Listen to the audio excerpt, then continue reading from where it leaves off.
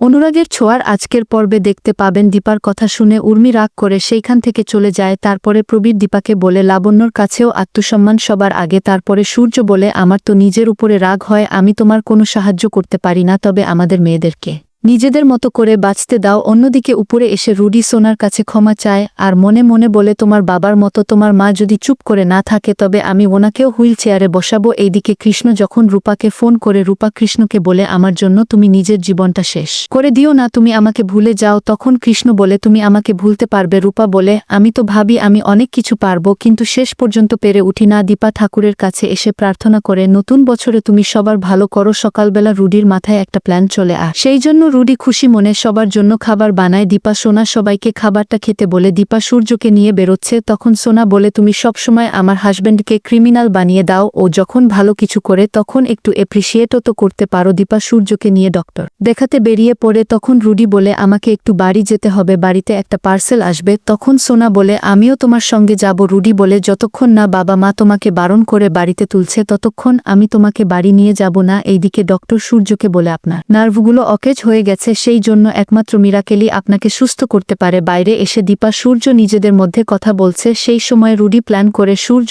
আর দীপাকে একসঙ্গে গাড়ি চাপা দিয়ে মেরে ফেলার, কিন্তু সেই সময় একটা মেয়ে মা কালী সেজে দীপার কাছে এসে দাঁড়িয়ে বলে আমাকে কিছু খেতে দেবে। মেয়েটা এসে যাওয়ার জন্য রুডি সূর্য আর দীপার উপরে গাড়ি চালাতে গিয়ে থেমে যায়। এরপরে দীপা যখন আইসক্রিম কিনতে আসে সেই সময় রুডি সূর্যকে ধাক্কা দিয়ে ফেলে দেয়। সূর্যকে দেখে দীপা ছুটে আসবে, সেই সময় দীপা নিজেও পড়ে যায়। তখনই একটা বড় বাস এসে দীপাকে চাপা দিয়ে চলে যাবে। তখন সূর্য অনেক শক্তি জোগাড় করে নিজে উঠে দাঁড়ায় আর দীপাকে উদ্ধার করে। রুডি ভাবছে সূর্য আর দীপা এতক্ষণে নিশ্চয়ই শেষ হয়ে গেছে। সেই আনন্দে বাড়িতে আইসক্রিম আনে, কিন্তু সোনার ছোটবেলার কথা মনে পড়ে। তারপরে সে বলে বাবা মা আসুক তারপরে না হয় একসঙ্গে খাবো। সেই সময় রূপা জিজ্ঞেস করে তোমার পার্সেলটা কোথায়? তখন সোনাও জিজ্ঞেস করে সত্যিই তো পার্সেলটা কোথায়? রুডি বলে তুমি দেখি তোমার বোনের মতো কথা বলে আমাকে সন্দেহ করছো। বাবা মার ইন্স্যুরেন্সের কাগজ এসেছিল, আমি সেটা বাড়িতে রেখে এসেছি। সেই সময় ড্রাইভার এসে বলে স্যার আর ম্যাডাম বাড়িতে ফিরেছেন, আমার তো গাড়িটা পাংচার হয়ে গিয়েছে। অন্যদিকে দীপা বলে ডাক্তার বাবু আপনি সুস্থ হয়ে গেছেন, দেখবেন এবার নতুন বছরে সবকিছু ভালো হবে। বন্ধুরা আপনাদের মতামত কি কমেন্ট করে জানান,